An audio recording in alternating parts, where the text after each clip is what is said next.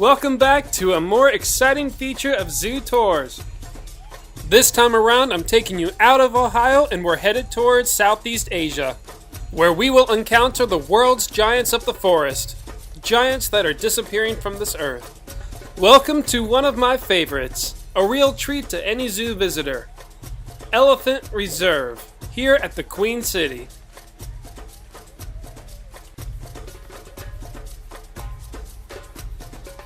This won't just be a walkthrough of the zoo's modern elephant complex. We'll first discuss Cincinnati's elephants of the past.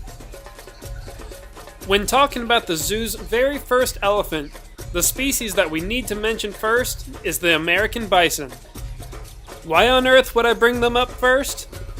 That's because around the time of the zoo's opening, if you were to go over to their Buffalo House, the zoo's first ever animal exhibit, you would find an unusual creature living with them.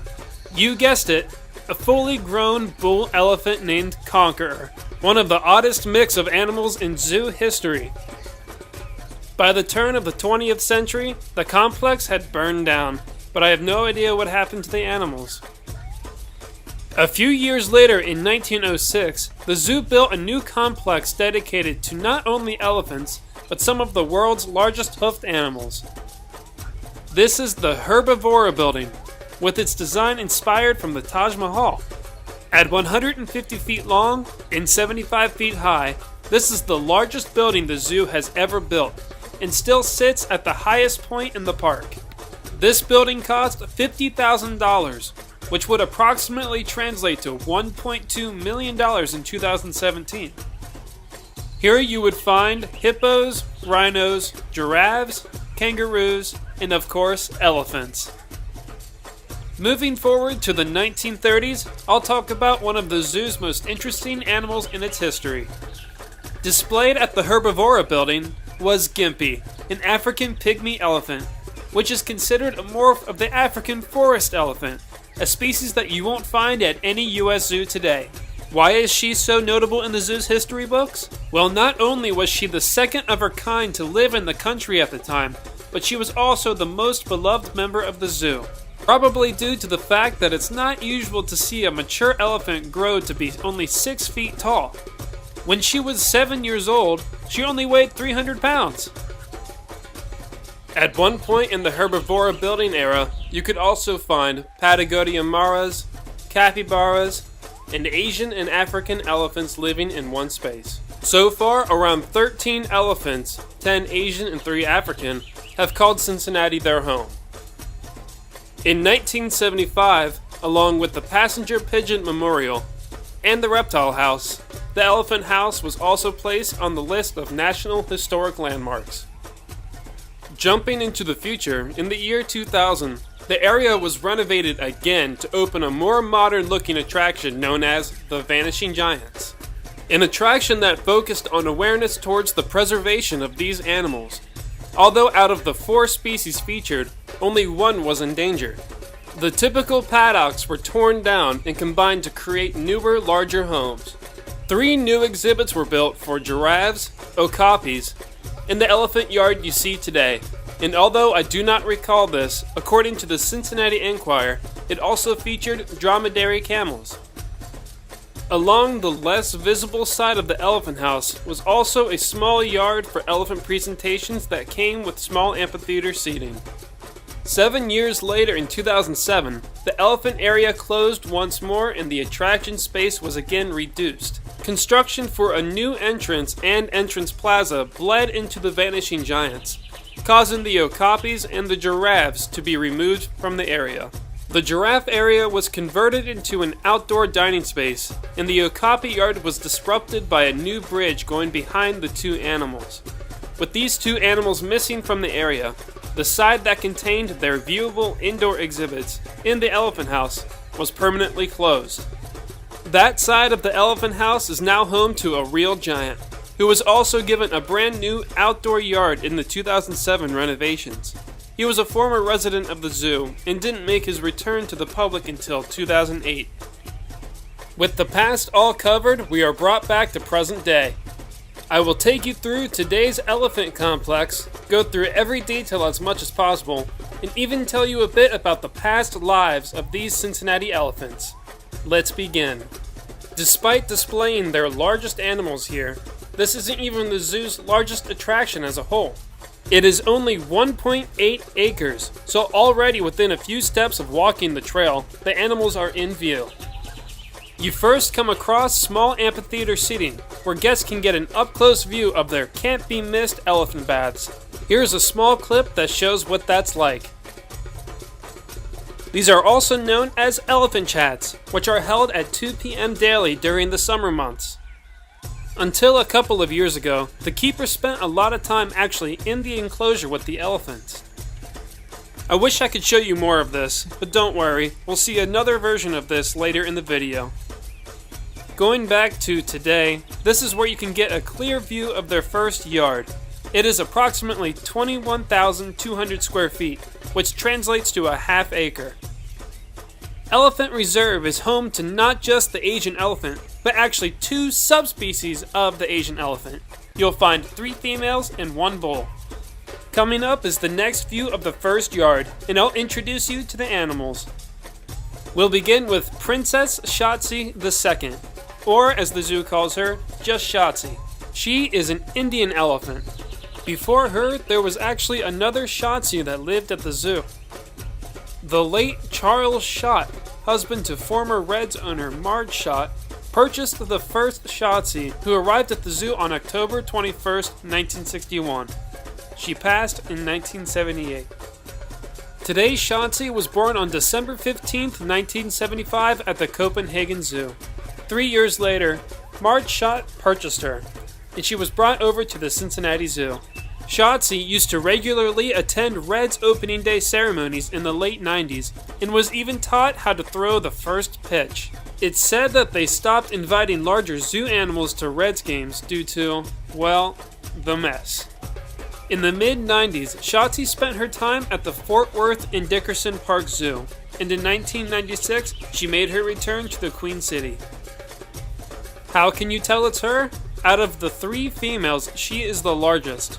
In a presentation, I once heard a keeper claim that she is the largest female Asian elephant in the United States, which wouldn't surprise me if that were true.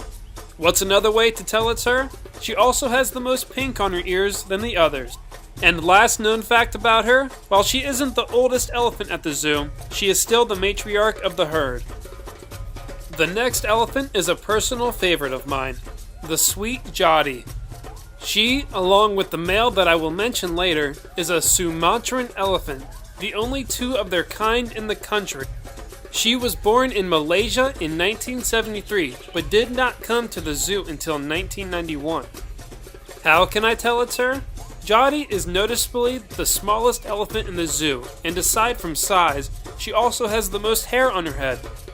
Now is a good time to bring up the zoo's breeding involvement with elephants.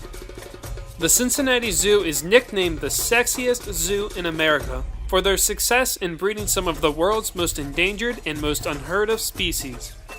50 gorillas have been born at the zoo since the late 70s. So how many elephants have been born at the zoo? 1. On March 15, 1998, Jati gave birth to a male, who was named Ganesh, a name meaning God of Wisdom in Hindu. So far, not only is he the only elephant baby to be born at the zoo, but there weren't even conceptions before and after him. On April 18, 2003, due to what the zoo called a temperament issue, he was transferred to the Columbus Zoo. Unfortunately, Ganesh passed away from EHV, or the endotheliotropic herpes virus. The zoo's bull, his father, sired a female at another zoo, and she ended up dying of the same virus. We'll get more on him later, but I can't forget to mention the last of the females. This is Mai Tai, and from what I've seen, she is the lesser known of the bunch. She was born in 1973 in Thailand, making her the oldest elephant in the zoo. She arrived in Ohio in 1974, and like Shotzi, spent her time at the Dickerson Park Zoo. How can you tell it's her? Appearance-wise, her head is the least bulkier than the others, and if this makes any sense, her eyes are less noticeable. I said I see her as the lesser-known elephant to the public. I believe it's due to the fact that she's mentioned the least by the keepers. Probably due to the fact that Mai Tai is usually seen wandering off by herself, and I've never actually seen her participate in any of the elephant baths. That doesn't mean she doesn't like to have fun. One time, I did see her attempt to throw a hay barrel on top of her head and keep it balanced there. She succeeded.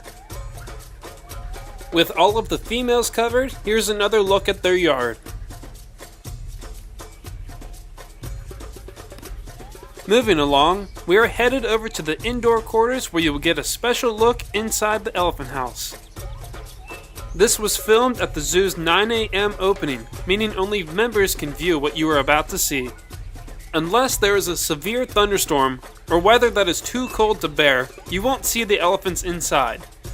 So here's a look at one of those days where you can see all 3 females indoors.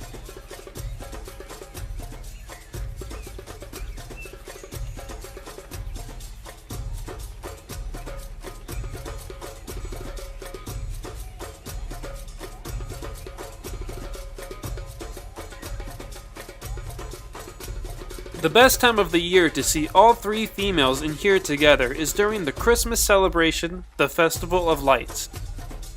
And like I said, if you're a member, you can catch the keepers giving a bath to one of these giants, within only a few feet from where you're standing. This is Shotzi, whose name you would typically hear most when it comes to cleaning up. Just recently, the zoo covered the entire indoor floor with sand, a common practice in zoos today. But, as you can see here, it appears that the elephants have been busy throwing most of it on their backs, which eventually was washed away. The sounds within the elephant house echo with ease, and when an elephant makes a noise, it's almost deafening. According to their keepers, they are trained to keep quiet unless asked, most of the time.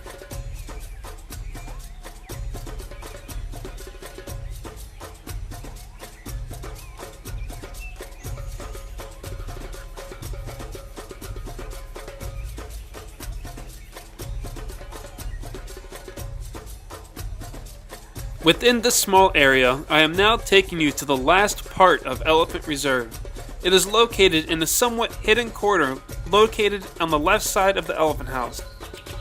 Behind Wolf Woods, this is arguably the least known animal exhibit in the park, which is ironic because you'd run into the city's largest animal, Sabu Hit, or just Sabu. Like Jati, he is also a Sumatran elephant. He was born in 1983 in Malaysia, but did not arrive at the zoo until 1991. From 1998 to 2006, he lived at the Louisville and Dickerson Park Zoo before returning to Elephant Reserve's reopening in 2007. How can you tell it's him? Well, for starters, he has his own exhibit, and like any other Asian bull elephant, he lives a solitary lifestyle.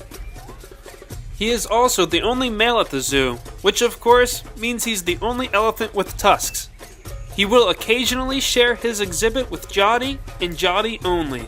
This is because they are mates, and I mentioned earlier they bred Ganesh. I was told throughout the summer they share this habitat on 3 different days, of course in hopes that they will breed once more. And if you look closely at the photo, you can see Sabu's intentions. Well, that covers the walkthrough inside the attraction, but as guests continue to circle the Elephant Reserve, they get a couple more views of the females. And throughout most other parts of the zoo, and if you walk along Dury Avenue and Vine Street, it is always nice to see the elephant house in the distance. This is your guide, Zachary Handel, signing out. Thank you for coming with me into the past, and next time we're in my hometown, I'll make sure it's equally as educational and entertaining.